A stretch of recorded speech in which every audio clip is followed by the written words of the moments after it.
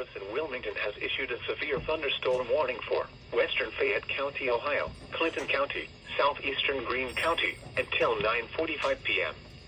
At 8:58 p.m., a severe thunderstorm was located near Wilmington, moving east at 20 miles an hour. Hazard, 60 miles an hour wind gusts and quarter-size hail. Source, radar indicated. Impact, minor hail damage to vehicles is possible. Expect wind damage to trees and power lines.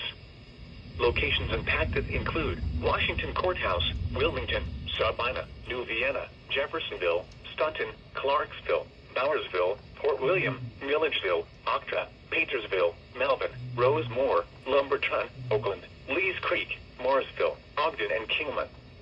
This includes I-71 in Ohio between mile markers 43 and 72.